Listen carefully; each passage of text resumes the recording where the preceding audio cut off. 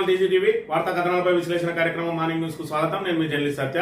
ముందుగా రాష్ట్రంలో జరుగుతున్న రాజకీయ పరిణామాలను కనుక పరిశీలించినట్లయితే రేవంత్ రెడ్డి కేల్ కథం దుకాణం బంద్ అవుతున్నదా అని అంటే మరి జరుగుతున్న పరిణామాలను బట్టి మరి ఇక్కడ అదే నిజం అనిపిస్తుంది. ఏదైతే హైకమాండ్ మరి ఇక్కడ రేవంత్ నిర్ణయాలను కానీ మరి ఆయన సూచించిన అభ్యర్థులను కూడా పక్కన పెట్టేసింది. ఏదైతే ఎమ్మెల్యే కోట ఎమ్మెల్సీ ఎన్నికలకు సంబంధించి తన ఆత్మలాగా భావించే వేం నరేందర్ రెడ్డికి టికెట్ ఇప్పించుకోలేకపోయినా మరి దుస్థితిలో ఉన్నాడు ఈ రోజు రేవంత్ రెడ్డి అనే విషయాన్ని మనం ఇక్కడ ప్రధానంగా గమనించాలి. మరోవైపు రేవంత్ రెడ్డికి చెక్ పెట్టడానికి మరి ఇక్కడ రాములమ్మను తెర మీదకి తీసుకొచ్చిండు. అనూహ్యంగా విజయశాంతి ఇక్కడ ఎమ్మెల్సీ మరి ఇక్కడ ఏదైతే లిస్టులో పేరు తెర మీదకి వచ్చింది. మరి ఇక్కడ కాంగ్రెస్ అధిష్టానం మరి ఇక్కడ రాములమ్మను తీసుకొచ్చి ఇక్కడ ఎమ్మెల్సీ అభ్యర్థిగా నిర్ణయించింది. ఒక ఎస్సీ, ఒక ఎస్టీ, ఒక బీసీతో పాటు మహిళ అని చెప్పి ఇటు బీసీ కోట ఇటు మహిళా కోటలో విజయశాంతికి, అదేవిధంగా ఎస్సీ కోటలో ఎప్పటి నుంచో మరి ఇక్కడ ఇగచ్చే అని చెప్పి అద్దంకి దయాకర్కి ఇటు ఎమ్మెల్యేగా అవకాశం ఇవ్వక, అటు ఎంపీగా అవకాశం ఇవ్వక, తర్వాత మళ్ళీ ఎమ్మెల్సీగా అవకాశం ఇవ్వక ఆయన ఎదురు చూస్తా ఉన్న సమయంలో అధిష్టానం మరి ఇక్కడ ఏదైతే రేవంత్ రెడ్డి నిర్ణయాలన్నింటినీ కూడా పక్కన పెట్టి అధిష్టానం ఆయనకు డైరెక్ట్ గా చోటు కల్పించింది. అదేవిధంగా ఎస్టీ కోటాలో శంకర్ నాయక్ పేరును తెర మీద తీసుకొచ్చి మరో ఎమ్మెల్సీని మరి సిపిఐకి కట్టబెట్టడానికి ప్రయత్నం చేసింది. మరి ఇక్కడ 4 ఎమ్మెల్సీలను కూడా ఏదైతే అధిష్టానమే మరి ప్రకటన చేసింది. ఒకవైపు ఢిల్లీకి వచ్చి దీని ఎమ్మెల్సీ అభ్యర్థుల మీద చర్చ జరగడానికి 39వ ఢిల్లీకి మరి వెళ్తానన్న రేవంత్ కు అధిష్టానం ఫోన్ చేసి మరి అవసరం లేదు మేమే ఫోన్ లో చెప్తామని చెప్పి ఏకంగా అక్కడి నుంచే లిస్ట్ ఫైనల్ చేసింది. మరి ఇక్కడ కాంగ్రెస్ రాష్ట్ర వ్యవహారాల ఇన్ఛార్జ్ మీనాక్షి నటరాజన్ వచ్చిన దగ్గర నుంచి కూడా రేవంత్ రెడ్డికి మరి ఇక్కడ అధికారాలన్నింటినీ కూడా కత్తెర పడుతున్న అంశాన్ని మనం ఇక్కడ చూస్తూనే ఉన్నాం. ఏకంగా సీఎం ఇంటికి మంత్రులు ఎవరు కూడా ఏదైతే మన ఎమ్మెల్యేలు ఎవరు కూడా వెళ్ళవద్దని చెప్పి ఆంక్షలు విధించింది. అధికారిక పని అయితే మరి సచివాలయానికి వెళ్ళాలి, లేదంటే పార్టీ పని అయితే గాంధీ భవన్కి వెళ్ళాలి, కానీ ఎమ్మెల్యేలు ఎవరు కూడా మంత్రులకు కానీ ముఖ్యమంత్రి ఇంటికి కానీ వెళ్ళడానికి వీలు లేదు. మరి మీ ఆత్మగౌరవాన్ని తాకట్టు పెట్టద్దు, మీరు ఇక్కడ లాబీలు చేయొద్దని చెప్పి హెచ్చరికలు చేసింది. మరోవైపు సీఎం ఇంటి వద్ద మరి ఇక్కడ ఏదైతే రివ్యూ మీటింగ్లు పెట్టద్దు, సచివాలయంలోనే పెట్టాలి, ఇంటిని కేంద్రంగా చేసి పరిపాలన నడిపిస్తూ ఈ రోజు కాంగ్రెస్ పార్టీ ప్రతిష్టను దిగజార్చద్దు అని చెప్పి కూడా ఆయనకు శుతిమెత్తగా చెప్పింది. దాంతో మరి చివరిసారి జరిగిన కేబినెట్ మీటింగ్ సచివాలయంలో పెట్టిన గతంలో చూసుకున్నట్టయితే కేబినెట్ మీటింగ్లైనా రివ్యూలైనా కూడా అయితే జూబ్లీ హిల్స్ ప్యాలెస్ లో లేదంటే పోలీస్ కమాండ్ కంట్రోల్లో పెట్టిన మరి రేవంత్ రెడ్డి తప్పనిసరి పరిస్థితుల్లో సచివాలయంలో మరి ఇక్కడ మంత్రివర్గ సమావేశాన్ని ఏర్పాటు చేసిన అంశాన్ని కూడా చూసినాం. ఇక మరోవైపు ఆయనకు సంబంధించి మరి ఇప్పటికే మరి ఇటు ఒకవైపు అధిష్టానం దగ్గర మరి ఆయన మాట చెల్లుబాటు కాక మరోవైపు ఇక్కడ రాష్ట్రంలో నెలకొన్న ప్రతికూల పరిస్థితులతోటి ఉక్కిరి బిక్కిరి అవుతా ఉన్నాడు రేవంత్ రెడ్డి. మరోవైపు రబీలో నీళ్ళు ఇవ్వలేక నానా అగచాట్లు పడతా ఉన్నాడు. మరోవైపు సొంత పార్టీ ఎమ్మెల్యేలు కూడా నీళ్ల కోసం ఒత్తిడి తెస్తున్న వేళ ఏదైతే గోదావరి ఎడారిగా మార్చిందో ఇప్పుడు రాష్ట్రంలో నీటి కరువు ఏర్పడ్డది. మరి ఇప్పుడు ఏదైతే పంటలు ఎండిపోతున్నారని సంబంధించి ఎండకెండితే నన్నే తిడుతున్నారని చెప్పి ఏదైతే చెప్తున్నారో ఇది ఎండకెండింది కాదు, ప్రకృతి మీద అభాండాలు వేస్తాడు రేవంత్ రెడ్డి. అబద్ధానికి అంగీ లాగేస్తే రేవంత్ రెడ్డి లాగే ఉంటారని చెప్పి మరి ఇక్కడ హరీష్ రావు నిన్నటి రోజున ఎదురుదాడి చేసిన పరిస్థితిని కూడా మనం ఇక్కడ ప్రధానంగా గమనించవచ్చు. మహిళలను కోటీశ్వరం చేసుడు కాదు, ముందు 2500 ఇవ్వండి, మరి మహిళలకు ఇస్తాన్న మహాలక్ష్మి పథకం అమలు చేయండి అని చెప్పి కూడా పెద్ద ఎత్తున ఒత్తిడి వస్తున్నది. మరి ఇక్కడ మహాలక్ష్మి పథకాన్ని పక్కదారి పట్టించే కార్యక్రమంలో భాగంగా మహిళలను కోటీశ్వరం చేస్తామని చెప్పి ఒక కొత్త నాటకానికి తెరలేపిన రేవంత్ రెడ్డి అని కూడా రాష్ట్ర వ్యాప్తంగా మహిళలందరూ కూడా మరి ఇదంతా బూటకం నాటకం అని చెప్పి చెప్తున్న పరిస్థితి. మరోవైపు మరి వడ్డీ లేని రుణాలు అని చెప్పి మరి 5 లక్షలు మించిన వాటికి వడ్డీ లేని రుణం ఎక్కడ కూడా అమలైతే లేదు. అదేవిధంగా గతంలో ఏదైతే మరి ఇక్కడ సబ్సిడీ ఇచ్చిందో దానికి సంబంధించి మరి ఆ చెక్కు చెల్లుబాటు కాని పరిస్థితి, దానికే మళ్ళీ అదనంగా మరికొంత అమౌంట్ కలిపి మళ్ళీ చెక్కును ఇష్యూ చేసిరని చెప్పి మరి ఇక్కడ చెప్తున్న పరిస్థితిని కూడా మనం ఇక్కడ ప్రధానంగా గమనించాలి. నిన్న రోజున చూసుకున్నట్టయితే భారతీయులందరూ ఎదురు చూసిన ఛాంపియన్స్ ట్రోఫీని నిన్న రోజున ఇండియా సునాయాసంగా మరి కైవసం చేసుకున్నది. ఏదైతే న్యూజిలాండ్ మీద మరి చేజింగ్ లో 5 వికెట్లు కోల్పోయి మరి ఇక్కడ ఏదైతే ఛాంపియన్స్ ట్రోఫీని మరి గెలుచుకుని ఇండియాను సగర్వంగా తలెత్తుకునేలా చేసింది ఇండియా జట్టు అనే విషయాన్ని మనం ఇక్కడ గమనించాలి. వార్తా కథనాలను కనుక పరిశీలించినట్లయితే ముందుగా నమస్తే తెలంగాణ దినపత్రికలో ముఖ్యమంత్రిపై రేవంత్ హైకమాండ్, రేవంత్ కేల్ కథం చెల్లుబాటు కానీ సీఎం మాట, రంగంలోకి అధిష్టానం, శాసనమండలి అభ్యర్థుల ఎంపికలో తమదైన ముద్ర, వేం నరేందర్ రెడ్డి కోసం రేవంత్ విశ్వ ప్రయత్నం విఫలం, ఢిల్లీకి రావద్దని చెప్పి మరి పార్టీ హైకమాండ్ నిర్ణయం, 15 నెలలుగా సీఎం కలవని విజయశాంతికి టికెట్, అద్దంకి దయాకర్, శంకర్ నాయక్ అభ్యర్థిత్వాలు ఖరారు. ప్రకటించిన ముగ్గురు ఎమ్మెల్సీ అభ్యర్థుల్లో రేవంత్ మనిషి ఒక్కరు లేరని చెప్పి ఢిల్లీ చేతుల్లోకి ఆల్రెడీ తెలంగాణ కాంగ్రెస్ వ్యవహారాలన్నీ కూడా వెళ్ళిపోయినాయి, రేవంత్ కీలకతం అని చెప్పి మరి ఇక్కడ ఏదైతే మరి ఈయనను సంప్రదించి అదేవిధంగా 5గురిని సంప్రదించి ఎమ్మెల్సీ అభ్యర్థులను ఖరారు చేస్తారో 5గురు ఢిల్లీకి వెళ్ళాలి. బట్టి విక్రమార్క, ఉత్తమ్ కుమార్ రెడ్డి, రేవంత్ రెడ్డి, అదేవిధంగా రాష్ట్ర పార్టీ వ్యవహారాల ఇన్ఛార్జ్ వీళ్ళందరూ కూడా అక్కడికి వెళ్ళిన తర్వాత వీళ్ళతో చర్చించి ఎమ్మెల్సీ అభ్యర్థులు ఖరారు చేస్తారనుకుంటే మరి 39వ సారి వెళ్ళడానికి ఈయన సిద్ధమైండు. పిసిసి అధ్యక్షుని కూడా మరి పరిగణలోకి తీసుకోకుండా అధిష్టానమే అక్కడి నుంచి అభ్యర్థులను ఖరారు చేసిన అంశాన్ని మనం ఇక్కడ చూడవచ్చు. ఇక్కడ విజయశాంతికి చూసుకున్నట్టయితే మరి ఇక్కడ ఎన్నికల ప్రచారంలో పాల్గొన్నది, ఎన్నికల ముందే కాంగ్రెస్ పార్టీలో చేరింది.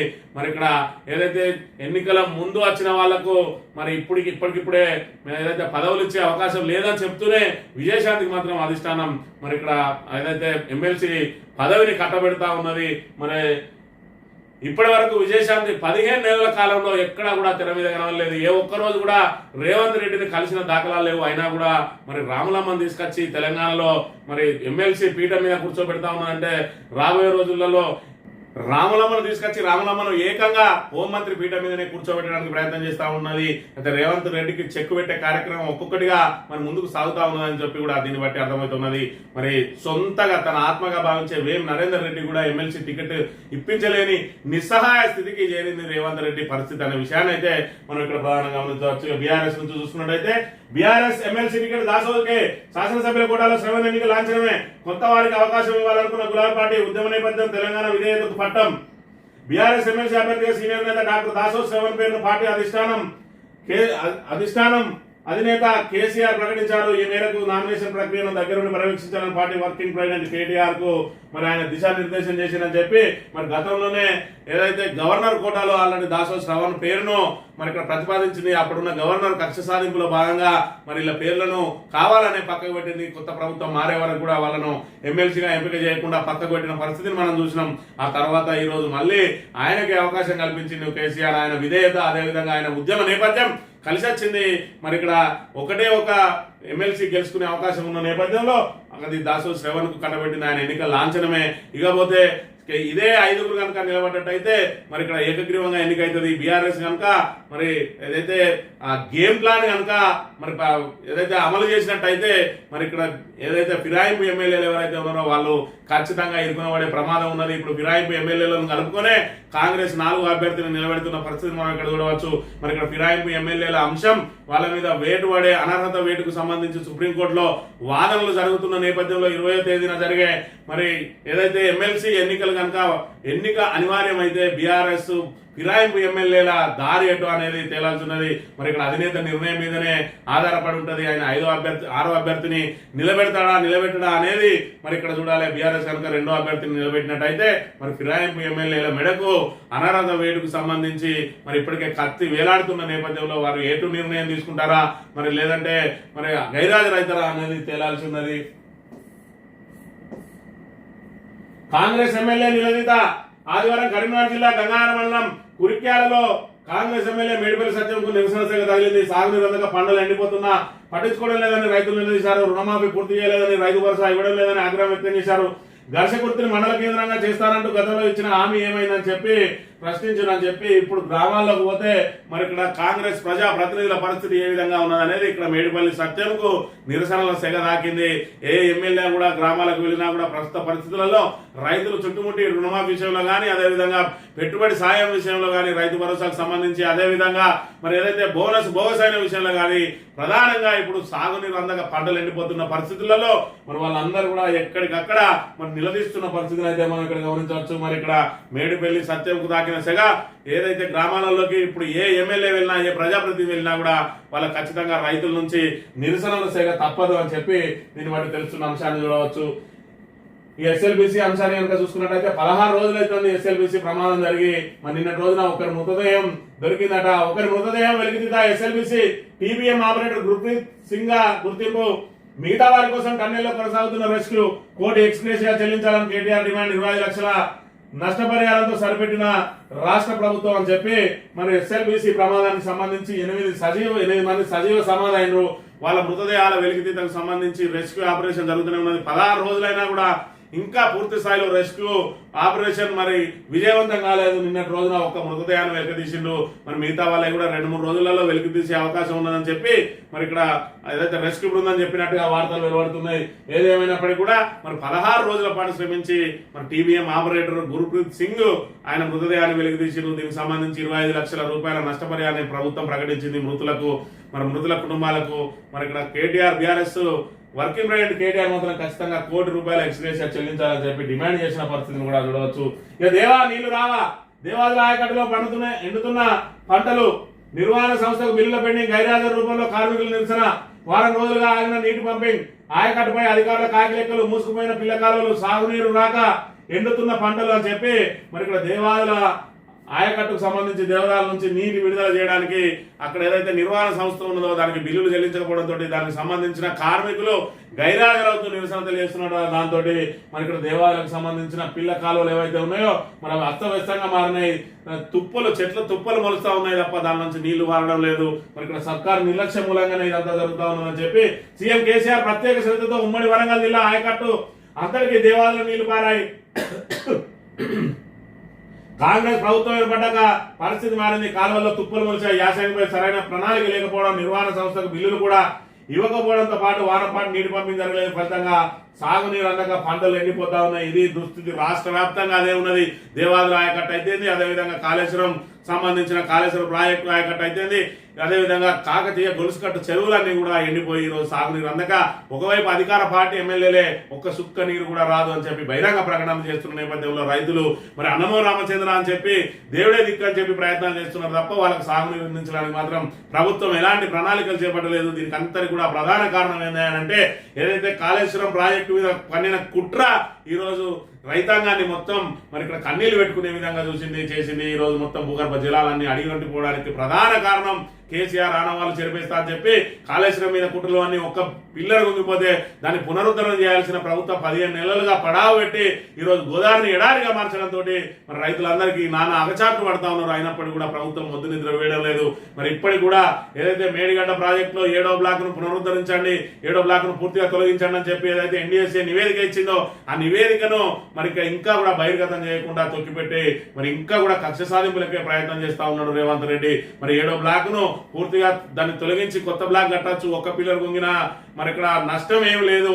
ఆ బ్లాక్ తీసేసిన కాళేశ్వరం ప్రాజెక్ట్ వచ్చే ముప్పేం లేదని చెప్పి గతంలో బీఆర్ఎస్ ప్రజాప్రతినిధులు చెప్పినప్పుడు కూడా పెడచెవిన పెట్టిన ప్రభుత్వం ఇప్పటికి కూడా ఇంకా మరమ్మతుకు ముందుకు రాకపోవడంతో పూర్తి స్థాయిలో మరి ఇక్కడ సాగునీరే కాదు రేపటి రోజున తాగునీటికి కూడా కటకట ఏర్పడే ప్రమాదం ఉన్నది. ఇప్పటికే హైదరాబాద్ లో కేపీహెచ్బి కాలనీలో నీళ్లు రావడం లేదని వాళ్ళు వనపర్తి వద్దకు వెళ్లి ఏదైతే ముఖ్యమంత్రి వనపర్తి పర్యటనలో ఉన్నారని తెలుసుకుని అక్కడికి వెళ్లి కూడా వినతి పత్రం ఇచ్చిండ్రు. మరి ఈ విధంగా ఉన్నది దుస్థితి. అయినా కూడా మరి కాంగ్రెస్ ప్రభుత్వం మొద్దు నిద్ర వెళ్ళడం లేదు, కక్ష సాధింపులను ఇంకా కూడా కొనసాగిస్తూనే ఉన్నది తప్ప ప్రభుత్వ పరిపాలనను గాలిలో పెట్టే ప్రయత్నం చేస్తలేదు. తన అసమర్థ పాలనను కప్పిపుచ్చడానికి ఇంకా కూడా బీఆర్ఎస్ మీద మరి ఇక్కడ అసత్య ప్రచారాలు చేస్తూ ఆరోపణలు చేస్తూ కాలం వెల్లదీస్తా ఉన్నది తప్ప ఇప్పటి వరకు మరి ఇక్కడ పరిపాలన గాలిలో పెట్టడానికి ప్రణాళికలు మాత్రం మరి ప్రభుత్వం దగ్గర లేవనేది మాత్రం వాస్తవం అనే విషయాన్ని మనం ఇక్కడ చూడవచ్చు. తెలంగాణ దినపత్రిక విషయాన్ని చూసుకుంటే ఎమ్మెల్సీ అభ్యర్థుల ఖరారు అని చెప్పి మరి అనూహ్యంగా తెర మీదకి వచ్చింది విజయశాంతి. తెర మీదకి ఎందుకు తీసుకొచ్చిందో అని అంటే ఖచ్చితంగా రేవంత్ రెడ్డిని మరి ఇక్కడ చెక్ పెట్టడానికి ఒక్కొక్క అడుగు ముందుకేస్తా ఉన్నది అధిష్టానం. ఇప్పటికే మీనాక్షి నటరాజన్ వచ్చి మరి ఇక్కడ మీనాక్షి నటరాజన్ తోటి మొదలు పెట్టింది. ఆ మీనాక్షి నటరాజన్ ద్వారా రేవంత్ రెడ్డికి చుట్టుపక్కల ఉన్న కనెక్షన్స్ అన్ని కూడా కట్ చేయించి రేపటి రోజున రేవంత్ రెడ్డిని ఏకాకిని చేసి మరి ఇక్కడ బలంగా ఏదైతే కాంగ్రెస్ ఎమ్మెల్యేలందరూ ఏకతాటి మీదకి తీసుకురావడానికి ఒక్కొక్క అస్త్రాన్ని వాడుతా ఉన్నది. అందులో భాగమే విజయశాంతి అనే విషయాన్ని ఇక్కడ మనం గమనించాలి. విజయశాంతికి హోమ్ మినిస్టర్ ఇస్తారని కూడా ప్రచారం జరుగుతున్నది. విజయశాంతికి హోమ్ మినిస్టర్ ఇచ్చిన తర్వాత మరి ఇక్కడ రేవంత్ రెడ్డికి ప్రత్యామ్నాయంగా మరోటి తయారైతుంది. వీళ్ళందరూ కూడా బలంగా ఉండి రేవంత్ రెడ్డి పోయినా పర్వాలేదు, మేము ఎవరం ఆయనతోటి వెళ్ళము అని చెప్పి విధంగా ఎమ్మెల్యేలందరినీ కట్టుబాటు చేయడానికి ప్రయత్నం చేస్తా ఉన్నది. అందులో భాగంగానే మరి ఇక్కడ రాహుల్ గాంధీ ఈయనకు అపాయింట్మెంట్ ఇవ్వడానికి కూడా మరి ఇక్కడ ఇప్పటి వరకు మొఖం చూపెట్టలేదంటే ఇప్పుడు ఢిల్లీకి రావద్దని చెప్పి ఏకంగా అధిష్టానంగా చెప్పి ఎమ్మెల్సీ అభ్యర్థులను ఢిల్లీ నుంచి ఖరారు చేసిరు. కనీసం వీళ్ళ ఏదైతే సూచనలు కానీ వీళ్ళ ప్రతిపాదనలు కానీ కనీసం పరిగణలోకి తీసుకోలేదని అంటే రేవంత్ రెడ్డి పరిస్థితి పార్టీలో ఏ విధంగా ఉన్నదనే విషయాన్ని మనం ఇక్కడ ప్రధానంగా గమనించవచ్చు. కులగణన లెక్కలు తప్పంటే ఉరగబెట్టి వంగబెట్టి కూతాడట. మీకు 42% రిజర్వేషన్ రావాలంటే ప్రభుత్వం చెప్పిన బీసీల లెక్కను ఒప్పుకోవాల్సిందే. అసలు 42% రిజర్వేషన్ అమలు చేసే అంత కెపాసిటీ రేవంత్ రెడ్డికి ఉన్నదా ఫస్ట్ గమనించాలి. ఏదైతే పార్లమెంట్ లో చట్టం కావాలి, పార్లమెంట్ లో చట్టం కావాలంటే నీకున్నది 99 మంది ఎంపీలు. మరి ఇప్పటికే ఆచరణ సాధ్యంగానే 6 గ్యారెంటీలు ఏ విధంగా అయితే ఇచ్చి ప్రజలను మరి తికమక పెట్టి వాళ్ళని ఏ విధంగా అయితే మోసం చేసి అధికారంలోకి వచ్చిందో, ఇప్పుడు బీసీలను మోసం చేయడానికి మేము ఏదైతే రాష్ట్రంలో చట్టం తెస్తా ఉంటామో, రాష్ట్రంలో చట్టం తెస్తే పార్లమెంట్ లో పాస్ చేయడానికి మరి బాధ్యులు ఎవరు? మేము నరేంద్ర మోడీ మీద వేస్తా ఉంటే నువ్వు ఒప్పుకున్న దానికి నరేంద్ర మోడీకి ఏం సంబంధం ఉంటుంది? నువ్వు అక్కడ ఉన్న మరి ఇతర పార్టీల ఎంపీలందరినీ కూడా ఒప్పించి మెప్పించి వాళ్ళందరినీ మరి చట్టం తీసుకొచ్చే విధంగా ప్రయత్నం చేయాలి. మరి ఇక్కడ 42% ఇస్తా అంటే దేశవ్యాప్తంగా కూడా 42% అడుగుతారు. దానికి ఎవరు కూడా మరి ఏ పార్టీ కూడా సంసిద్ధంగా లేదు. ఎందుకంటే బీసీలను ఎత్తున పెట్టుకోవడానికి ఏ పార్టీ సిద్ధంగా లేదు. కేవలం బీసీల ఓట్లను, బీసీల సమస్యలను వాడుకొని మరి బీసీల మీద అధికారం చెలాయించడానికి ప్రయత్నం చేస్తా ఉన్నది. రేవంత్ రెడ్డి కూడా మరి అదే ఆలోచన ఉంటది, అదే మైండ్ సెట్ తోటి ఉంటారు వాళ్ళు కూడా. అయినప్పటికీ కూడా కేవలం బీసీలను మభ్యపెట్టడానికి అది వచ్చేదా సచ్చేదా, మనం 42% అని ఇక్కడ చట్టం తెద్దాం, తీసి పార్లమెంట్ లో పడేసి మాకేం సంబంధం లేదు బీజేపీ అడ్డుకుంటున్నదని చెప్పి చేద్దామని చెప్పి ఓ ప్రయత్నం చేస్తూ దానికి ఈయన ఏదైతే తప్పుల తడకగా చేసిండో దాన్ని మనం ఒప్పుకుంటేనే 42% అమలవుతుందట. నువ్వు తప్పుల తడకది ఒప్పుకున్నా నువ్వు మళ్ళీ కొత్తగా ఏదైతే సర్వే చేసిన ఆ 42% రిజర్వేషన్ అమలు చేసే సత్తా రేవంత్ రెడ్డికి లేదు. ఇంకా 4 రోజులు అయితే ఆయన ముఖ్యమంత్రి పీఠం మీద ఉండేదే నమ్మకం లేదనే విషయాన్ని కూడా మనం ఇక్కడ చూడాలి. రేవంత్ లిస్టు పక్కన పెట్టేశారు. ఎమ్మెల్యేల కోటాలో ఎమ్మెల్సీ టికెట్ కోసం సీఎం ప్రతిపాదించిన పేర్లను పట్టించుకోలేదనేది జగమెరిగిన సత్యం. ఆయన హైదరాబాద్ ఢిల్లీకే రావద్దని చెప్పి అధిష్టానం మరి అక్కడ ఆయన ఘోర అవమానాల పాలు చేసింది. ఈయన సూచనలు కనీసం పట్టించుకోలేదు. ఇప్పటికే మరి తన ఆత్మ ఏదైతే వైఎస్ ఆత్మగా మరి అప్పుడు ఉండేది ఆయన కేవీపీ రామచంద్రరావు, ఇప్పుడు చూసుకున్నట్టయితే రేవంత్ రెడ్డి ఆత్మగా వేం నరేందర్ రెడ్డి ఉంటా ఉన్నాడు. మొత్తం అధికారం చెలాయించే విషయంలో కానీ అధికారానికి సంబంధించి అలా పూర్తి స్థాయిలో ఆయననే ఆపరేట్ చేస్తా ఉన్నాడు. అందుకని ఆయనకు ప్రోటోకాల్ కల్పించే కార్యక్రమంలో భాగంగా ఎమ్మెల్సీ ఇద్దామని చెప్పి ప్రయత్నం చేస్తే ఆయన సూచనలను బుట్టదాఖలు చేసి చెత్తబుట్టలో వేసింది. మరి అక్కడ కొత్తగా తెర మీదకి 3 పేర్లను వీళ్ళకి సంబంధం లేకుండా ఎవరు కూడా ప్రతిపాదించకుండా మన అద్దంకి దయాకర్ గురించి చూసుకున్నట్టయితే ఆయనకు ఎమ్మెల్యే టికెట్ ఇవ్వకుండా నల్గొండ కాంగ్రెస్ నాయకులు అడ్డుకున్నారు, ఆయనకు ఎంపీ టికెట్ ఇవ్వకుండా అడ్డుకున్నారు, మళ్ళీ ఎమ్మెల్సీ కాకుండా అడ్డుకున్నారు. ఇప్పుడు ఏకంగా అధిష్టానం ఇచ్చింది కాబట్టి కిమ్మనకుండా నోరు మూసుకొని ఉంటున్నారు. మరి ఇక్కడ ఏదైతే నల్గొండ నేతల ఒత్తిడికి తలొక్కిన రేవంత్ రెడ్డి ప్రతిపాదనలో కనీసం అద్దంకి దయాకర్ పేరు కూడా పెట్టలేదు. అయినా అద్దంకి దయాకర్ కు ఎమ్మెల్సీ వచ్చిందనంటే కాంగ్రెస్ అధిష్టానం తన మార్కును ఇక్కడ చూపిస్తా ఉన్నదనే విషయాన్ని అయితే మనం చూడవచ్చు.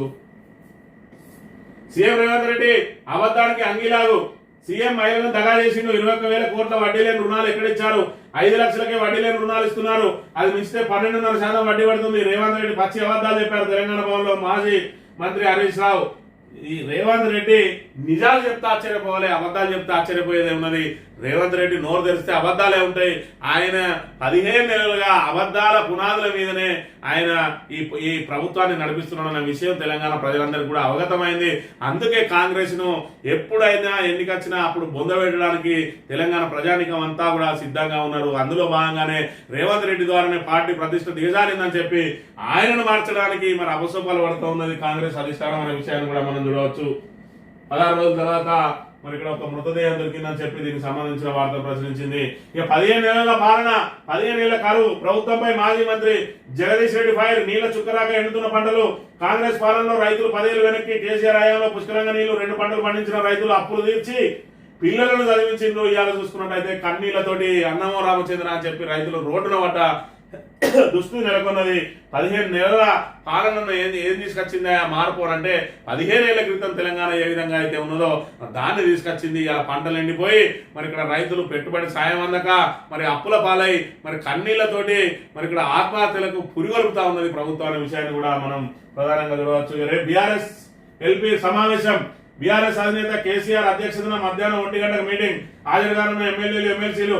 అసెంబ్లీలో అనుసరించాల్సిన వ్యూహంపై చర్చ, ఇతర అంశాలపై దిశానిర్దేశం చేయనున్న అధినేత అని చెప్పి మన 12వ తేదీ నుంచి ఏదైతే అసెంబ్లీ సమావేశాలు, బడ్జెట్ సమావేశాలు ప్రారంభం కాబోతా ఉన్నాయో దానికి సంబంధించి మరి ఇక్కడ దిశానిర్దేశం చేయడానికి బీఆర్ఎస్ ఎల్పీ సమావేశాన్ని ఏర్పాటు చేసినట్టు రేపటి రోజున మరి అధినేత కేసీఆర్ వాళ్ళందరికీ కూడా అసెంబ్లీలో ఏ విధంగా ముందుకు సాగాలి, ప్రభుత్వ సమస్యలను ఏదైతే ప్రజా సమస్యలను ప్రభుత్వం మీద ఒత్తిడి తీసుకొచ్చి ప్రజా సమస్యల పరిష్కారం కోసం కృషి చేయడానికి మరి ఏ విధంగా మనం ఎత్తుగడలు వేయాలని చెప్పి రేపు అందరికి కూడా దిశానిర్దేశం చేయడానికి మీటింగ్ ఏర్పాటు చేసిన అంశాన్ని కూడా చూడవచ్చు. సాక్షి దినపత్రిక విషయానికి వస్తే ఛాంపియన్స్ ట్రోఫీ సాధించిన భారత జట్టు సమరాలకు సంబంధించిన ఫోటోను ప్రధానంగా ప్రచురించింది. సమీకృత గురుకులాలకు 11,000 కోట్లు, ఒకే దఫాలో 55 పాఠశాలల నిర్మాణానికి సర్కార్ గ్రీన్ సిగ్నల్, పరిపాలన అనుమతులు జారీ చేస్తూ విద్యాశాఖ ఉత్తర్వులట.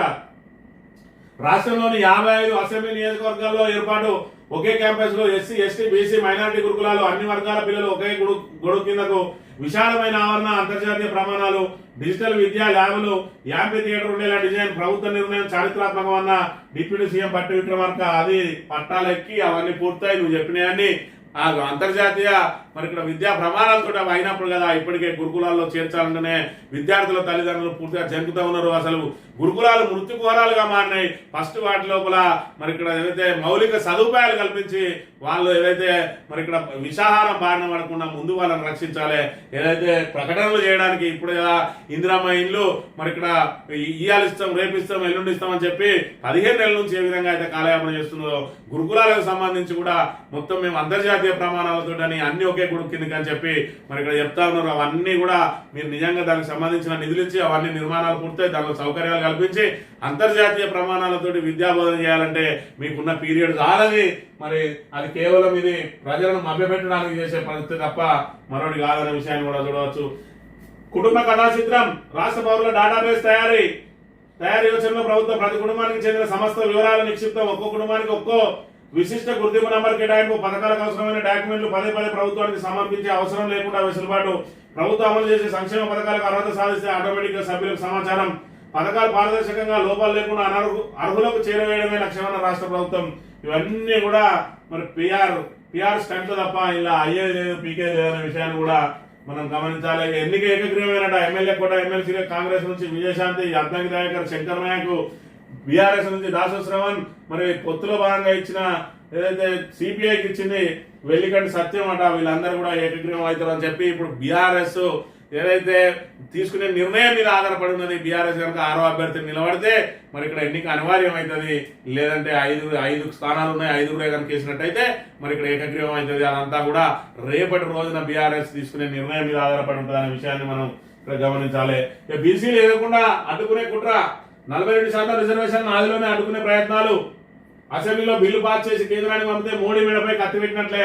మోడీ మెడ మీద కత్తి పెట్టుడు, నువ్వు ఎవరి మీద కత్తి పెడతావో 42% కనుక అమలు చేయకపోతే దానికి పూర్తి బాధ్యత రేవంత్ రెడ్డి వహించాలి. ఖచ్చితంగా రాజీనామా చేస్తాడా, లేదంటే బీసీలకు క్షమాపణ చెప్తాడా, తప్పు ఒప్పుకుంటాడా?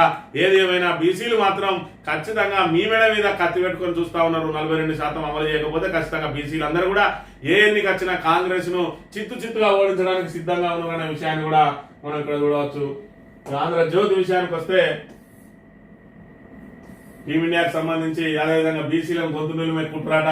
ఆ బీసీల గొంతు నిలుమే కుట్రలో ప్రధాన పాత్ర ఎవరు పోషిస్తా ఉన్నారా అంటే రేవంత్ రెడ్డి. ఎందుకంటే గతంలో చూసుకున్నట్టయితే 61% ఉన్న బీసీలను ఈరోజు 56% తీసుకొచ్చి 8% ఉన్న అగ్రవర్ణాలను 15% తీసుకుపోయి వాళ్ళకున్న ఏదైతే 10% ఈడబ్ల్యూఎస్ రిజర్వేషన్ ను మరి ఇక్కడ కొనసాగించడానికి బీసీలది మాత్రం ఆశల పల్లెకులో ఊరేగించి మేము పార్లమెంట్ పంపిన పార్లమెంట్ లో ఆమోదం చెందకపోతే మేమేం చేయమంటామని చెప్పి ముసలి కన్నీరు కారవడానికి అది అయ్యేది కాదు.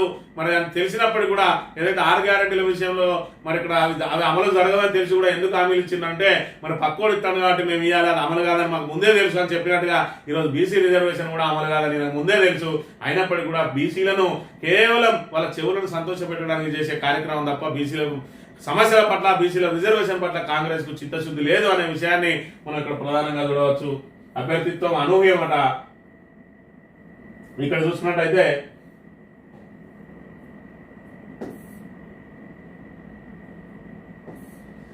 అంతా సీఎం రేవంత్ రెడ్డి సూచించిన వారే. ఇక్కడ చూసుకున్నట్టయితే ఏమిచ్చిందంటే అభ్యర్థిత్వం అనూహ్యము.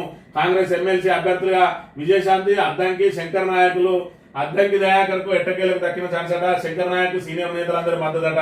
అంతా సీఎం రేవంత్ రెడ్డి సూచించిన వారే అని చెప్పి మరి ఇక్కడ రేవంత్ రెడ్డికి ఏదైతే పరాభవం జరుగుతా ఉన్నదో ఆ పరాభవాన్ని మరి ఇక్కడ ప్రజలకు తెలియకుండా మభ్యపెట్టే కార్యక్రమాన్ని తాబేదార్ పత్రిక ఏదైతే రేవంత్ రెడ్డి బూట్లు నాకే పత్రిక ఈరోజు మన ఇక్కడ అంతా సీఎం సూచించిన వారే అని చెప్పి చెప్తా ఉన్నది. నిజంగానే సీఎం సూచించిన వారైతే విజయశాంతిని ఏ విధంగా సూచించిండు ఇక్కడ నిత్యం మరి ఇక్కడ ఏదైతే ఎమ్మెల్సీ పదవి కోసం మరి అనూహ్యంగా ప్రయత్నాలు చేస్తా ఉన్నారు. మరి సొంత ఆయన ఆత్మ ఏదైతే వేం నరేందర్ రెడ్డి సూచించిండు ఏది మరి రెడ్డి సామాజిక వర్గానికి ఖచ్చితంగా కావాలని చెప్పి పోరాటం చేసిరు. ఏది వాళ్ళ రెడ్డి సామాజిక వర్గానికి సంబంధించి అనూహ్యంగా విజయశాంతి పేరు ఏ విధంగా తెర మీదకి వచ్చింది. మరి ఈ విషయాలన్నీ చూసినట్టయితే రేవంత్ రెడ్డి పరాభవం పాలైతా ఉన్నాడు. ఏదైతే ఆయన పరువును కాపాడడానికి ఇక్కడ ఒక అంశాన్ని పెట్టింది తాబేదార్ పత్రిక అనే విషయాన్ని అయితే మనం ఇక్కడ చూడాలి. అంతా సీఎం రేవంత్ రెడ్డి సూచించిన వారని ఏ ఒక్కరు కూడా ఇందులో రేవంత్ రెడ్డి సూచించిన వారు లేరు అనే విషయాన్ని మనం ఇక్కడ ప్రధానంగా గమనించాలి. ఫ్యూచర్ సిటీ వైపు వడివడిగా డెవలప్మెంట్ అథారిటీ ఏర్పాటుకు మంత్రివర్గ సమావేశంలో పచ్చ జెండా, త్వరలోనే సిబ్బంది నియమించే ఛాన్స్. FCDA పరిధిలో 1,80,000 ఎకరాలు, 74 గ్రామాలు, 2 లక్షల పైగా జనాభా, 15,000 ఎకరాల్లో స్పెషల్ ఎకనామిక్ జోన్, 6 వనరుల గ్రీన్ఫీల్డ్ రోడ్డు, మెట్రో రైలు, రిక్రియేషన్ జోన్ల ఏర్పాటుకు సన్నాహాలు, ప్రత్యేకంగా పోలీస్ కమిషనరేట్ ఏర్పాటు. మరి ఇక్కడ చూసుకున్నట్టయితే వడివడిగా అడుగులు పడతానట ఫ్యూచర్ సిటీ వైపు. మరి ఇప్పటి వరకు ఇంకా 16,000 ఎకరాల భూసేకరణ చేయాల్సి ఉన్నది. మరి భూసేకరణలో ఏదైతే రేవంత్ రెడ్డి ప్రభుత్వం పూర్తిగా విఫలమైంది. ఎక్కడ ఇప్పటి వరకు ఎకరం భూమి కూడా సేకరించిన పాపాన పోలేదు. ఒకవైపు మరి ఇక్కడ వరంగల్ విమానాశ్రయం, మామూలు విమానాశ్రయానికి సంబంధించి ఆల్రెడీ భూసేకరణ చేసినామన్నారు. మరి ఆయన వచ్చి కుండబద్దలు కొట్టిపోయింది ఏదైతే విమానయాన మంత్రి. 286 ఎకరాలు మాకు భూసేకరణ మరి కావాలి, ఆ భూమిని అప్పచెప్పుని మిగతా అంతా మేము చూసుకుంటా ఉన్నాం. ఇలా చేసేది లేదు, పీకేది లేదు. మరి అధికారులను పెట్టి అంతర్జాతీయ స్థాయిలో విమానాశ్రయాలు ఏర్పాటు చేయాలి, దానికి మరి ప్రతిపాదనలు తయారు చేయండి, దానికి రూట్ ఏదైతే ఆ మ్యాపులు తయారు చేయండి అంటున్నావు అదంతా కేంద్ర ప్రభుత్వం నిర్మిస్తుందనే మరి చిన్న సోయి కూడా లేదా. ముందు మీకు అప్పచెప్పిన పని ఆ 286 ఎకరాలు తక్షణం మాకు భూసేకరణ చేయమంటే ఇప్పటి వరకు అతిగతి లేదు. కానీ మరి ఇక్కడట ఫ్యూచర్ సిటీకి వడివడిగా అడుగులు పడుతున్నాయట. ఫస్ట్ 16,000 ఎకరాలు సేకరించినాక కదా ఫ్యూచర్ సిటీ సంగతి. మరి సీఎం నిర్ణయం చారిత్రాత్మకం అట. 55 సమీకృత గురుకులాలు ఎన్నడైతే మరి ఈ 2028 వాళ్ళకి ఏదైతే డిసెంబర్ 6వ తేదీ దాకా ఉన్నది వాళ్ళ సమయం. ఆలోపు సమీకృత గురుకులాలు అయితే మరి వాళ్ళు ఒక విజయం సాధించినట్టే మనం ఒప్పుకోవాలి. అమెరికా ఉత్పత్తులపై సుంకాల తగ్గింపు, వాణిజ్య సంబంధాల బలోపేతానికే ఆ నిర్ణయం. అధికార వర్గాల వెల్లడి. గతంలోనూ ఇలాగే కొన్ని దేశాల ఉత్పత్తులపై దిగుమతి సుంకాల తగ్గింపు, వ్యవసాయ ఉత్పత్తుల మీద అన్నిటిపైన తగ్గింపు కోరిన అమెరికా అని చెప్పి మరి ఇక్కడ అమెరికా దూకుడుగా వ్యవహరిస్తా ఉన్నా భారత్ మాత్రం సంయమనం పాటిస్తా ఉన్నది.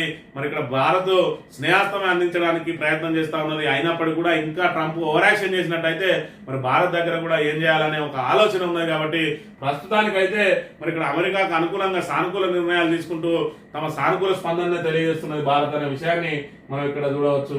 కుక్కర వ్యాధితో 12,000 కోళ్ల మృతి, పౌల్ట్రీ రైతులకు 20 లక్షల మేర నష్టం. రంగారెడ్డి జిల్లా నానక్ నగర్లో ఘటన. మెదక్ జిల్లాలో 3,500 నాటుకోళ్ళు అని చెప్పి మరి ఒకవైపు బర్డ్ ఫ్లూ వస్తా ఉన్నదానంటే మరి ఆంధ్రలో మాత్రం బర్డ్ ఫ్లూ వస్తా ఉన్నది. మన దగ్గర ఇంకా బర్డ్ ఫ్లూ అని చెప్పి నిర్ధారణ కాలేదు కానీ కోళ్ళు అయితే చనిపోతా ఉన్నాయి. కుక్కర వ్యాధట 12,000 కోళ్ళు ఒకటే రోజు చనిపోయినాయి. అలా 3,500 నాటుకోళ్ళు కూడా ఉన్నాయని చెప్పి మరి చెప్తున్న పరిస్థితిని చూడవచ్చు. చివరిగా ఈనాడు దినపత్రిక కనుక చూసుకున్నట్టయితే మనమే ఛాంపియన్స్ అని చెప్పి మరి ఇక్కడ చెప్పిన అంశాన్ని సామాజిక న్యాయం విధేయతలే ఆధారంగా మరి ఇక్కడ సామాజిక న్యాయం ఓకే కానీ ఏం విధేయతో మరి ఇక్కడ దీనికి సంబంధించి అద్దంకి దయాకర్ను మరి ఇక్కడ ముఖ్యమంత్రి ప్రతిపాదించినట్టయితే ఆయన పరువు కొంచెం నిలబడి ఉండేది. మరి ఇక్కడ అద్దంకి దయాకర్ను అన్ని రకాల త్యాగాలు చేసినట్టుగా ఆయనకు సానుభూతి అయితే ఉన్నది కాంగ్రెస్ పార్టీలో. మరి ఆయన పేరును అధిష్టానం ఇచ్చే వరకు కూడా ఇక్కడ లోకల్ నాయకులు ఎవరు ఇటు పిసిసి కానీ ఇటు ఉప ముఖ్యమంత్రి కానీ మరి ఆయన నల్గొండకు సంబంధించిన మంత్రులు కానీ అదే విధంగా ముఖ్యమంత్రి కానీ ఆయన పేరు ప్రతిపాదించకుండా కూడా ఈరోజు అధిష్టానం ఆయన గుర్తించింది. మరి ఇక్కడ విజయశాంతిని తీసుకొచ్చి మాత్రం ఖచ్చితంగా గుదిబండగా చేయబోతా ఉన్నది రేవంత్ రెడ్డికి. మరి ఇక్కడ రేవంత్ రెడ్డిని మెల్లమెల్లగా ఆయన రెక్కలన్నీ కట్ చేస్తూ ఆయనకున్న చుట్టుపక్కల ఉన్న వాళ్ళందరినీ దూరం చేస్తూ అందరినీ కట్టడి చేసి అందరినీ కాంగ్రెస్ విధేయులుగా మార్చి మరి ఇక్కడ పూర్తి స్థాయిలో మరి కాంగ్రెస్ కు ఏదైతే ఎమ్మెల్యేల మీద శాసనసభ పక్షం మీద పట్టొచ్చిన తర్వాత రేవంత్ రెడ్డి కుర్చీకి ఎసరు రాబోతా ఉన్నది అనేది మరి ఇక్కడ ప్రథమ గట్టిగా ఏదైతే మీనాక్షి నటరాజన్ మోగితే రెండో స్టెప్ పడ్డది ఎమ్మెల్సీ ఎన్నికల ద్వారా అనే విషయాన్ని కూడా మనం ఇక్కడ గమనించవచ్చు. బీసీల రిజర్వేషన్లకు సంబంధించి మరి ఎక్కడ కూడా నోరు తెరిస్తే అబద్ధాలే తప్ప మరి బీసీలకు రిజర్వేషన్ కల్పిస్తారు ఏ విధంగా అనుకున్నది కాంగ్రెస్. ఆ రోజు కేంద్రంలో అధికారంలో లేదు, మళ్ళీ వస్తుందనే నమ్మకం కూడా లేదు. అయినప్పటికీ కూడా 42% రిజర్వేషన్ అమలు చేస్తాం, 100 రిజర్వేషన్ అమలు చేసి తీరుతాం అన్నాడు. ఇవాళ చూసుకున్నట్టయితే మేము పార్లమెంటుకు పంపుతాం, అది నరేంద్ర మోడీ చేతిలో చేయడం చూద్దామని అంటా ఉన్నాడు. నరేంద్ర మోడీ చేయకపోని బీజేపీ చేయకపోని హామీ ఇచ్చింది రేవంత్ రెడ్డి, హామీ ఇచ్చింది శ్రీధర్ బాబు, దుద్దిల్ల శ్రీధర్ బాబు. ఏదైతే మేనిఫెస్టో కమిటీ చైర్మన్ గా దాన్ని సాధ్యాసాధ్యాలు చూడకుండా ఈరోజు 6 గ్యారంటీలు ఇచ్చి ఏ విధంగా అయితే ప్రజలను మోసం చేసిందో ఈ బీసీలను కూడా 42% తోటి మోసం చేశారు కాబట్టి బీసీలకు కనుక 42% రిజర్వేషన్ అమలు చేయాల్సిన బాధ్యత రేవంత్ రెడ్డి అదేవిధంగా శ్రీధర్ బాబు తీసుకోవాలి. ఒకవేళ వీళ్ళు బీసీలో రిజర్వేషన్ కనుక అమలు చేయలేకపోతే ఖచ్చితంగా నైతిక బాధ్యత వహించి వీళ్ళిద్దరు రాజీనామా చేయాలి. లేదంటే ఖచ్చితంగా ప్రజలే మరి బీసీ సమాజం అంతా ఏకమై కాంగ్రెస్ గుర్తు ఎక్కడ కనబడ్డా కూడా దాన్ని పూర్తి స్థాయిలో తుడిచిపెట్టుకుపోయే విధంగా డిపాజిట్ కూడా రాకుండా కాంగ్రెస్ కు ఎన్నికల్లో ఏ ఎన్నిక వచ్చినా కాంగ్రెస్ కు బుద్ధి చెప్పాల్సిన మరి బాధ్యత బీసీల అందరి మీద కూడా ఉన్నది. మరోవైపు తెలంగాణ సమాజం మీద కూడా ఉన్నది. ఎందుకంటే 6 గ్యారెంటీల పేరుతోటి ఏదైతే మరి సుపరిపాలన అందుతున్న బీఆర్ఎస్ ప్రభుత్వం మీద బురద తల్లి మరి ఏదైతే మార్పు పేరుతో వచ్చి ఈ రోజు తెలంగాణలో మరి ఉమ్మడి ఆంధ్రప్రదేశ్ లో ఉన్న ఏ విధమైన మరి మార్పు ఉండనో ఆ రకమైన మార్పును తీసుకొని వచ్చిర్రు. ఎంత ఇబ్బందులు పడ్డామో ఉమ్మడి ఆంధ్రప్రదేశ్ లో ఆ ఇబ్బందులు ఇప్పుడు సృష్టిస్తా ఉన్నారు. సాగునీటి కొరత, తాగునీటి కొరత, మరి విద్యుత్ కొరత, యూరియాకు కొరత, నాణ్యమైన విత్తనాలకు కొరత, మరి గురుకులాల్లో మరణ మృదంగాలు, ఆటో డ్రైవర్ల ఆత్మహత్యలు, రైతులకు సంబంధించి చూసుకున్నట్టయితే మరి రుణమాఫీ మోసం, బోనస్ బోగసు, పెట్టుబడి సాయం అందక నానా అగచాట్లు పడుతున్న పరిస్థితి మరి ఈ రోజు తీసుకొచ్చింది రేవంత్ రెడ్డి ప్రభుత్వం. మరి ఇక్కడ ఆశకు పోతే మోసపోతాం అని చెప్పి, మోసపోతే కోసపడతామని చెప్పి మరి కేసీఆర్ పదే పదే చెప్పినా కూడా వీళ్ళ ఏదైతే మనకు ఆశ పెట్టిండో 6 గ్యారెంటీల పేరుతోటి అరచేతిలో వైకుంఠం చేసి ప్రజలను ఏ విధంగా అయితే మోసం చేసిందో ఈ రోజు తెలంగాణ సమాజం అంతా కోసపడతా ఉన్నది. ఎంత త్వరగా వీలైతే అంత త్వరగా కాంగ్రెస్ ను వదిలించుకోవాలని ప్రయత్నం చేస్తా ఉన్నది. కానీ మరి ఖచ్చితంగా నెక్స్ట్ ఎలక్షన్ వరకు ఆగాల్సిందే. ఈలోపు కాంగ్రెస్ కు బుద్ధి రావాలంటే, వాళ్ళు ఇచ్చిన హామీలు అమలు కావాలంటే, ఎప్పుడు ఎలక్షన్లు వచ్చినా కూడా మొన్నటి ఎమ్మెల్సీ ఎలక్షన్లలో ఏ విధంగా అయితే చిత్తుగా ఓడించారో కాంగ్రెస్ ను, ప్రతి ఎన్నిక ఏ ఎన్నిక వచ్చినా వాళ్ళు చిత్తుగా ఓడిస్తేనే కాంగ్రెస్ బుద్ధి తెచ్చుకొని మరి ఇచ్చిన 6 గ్యారెంటీలో ఎంతో కొంత అమలు చేయడానికి ముందుకు వస్తుందనే విషయాన్ని గమనించాలని కోరుతూ ఇది ఈ రోజు మార్నింగ్ న్యూస్. తిరిగి రేపు వెళ్దాం. Thank you very much.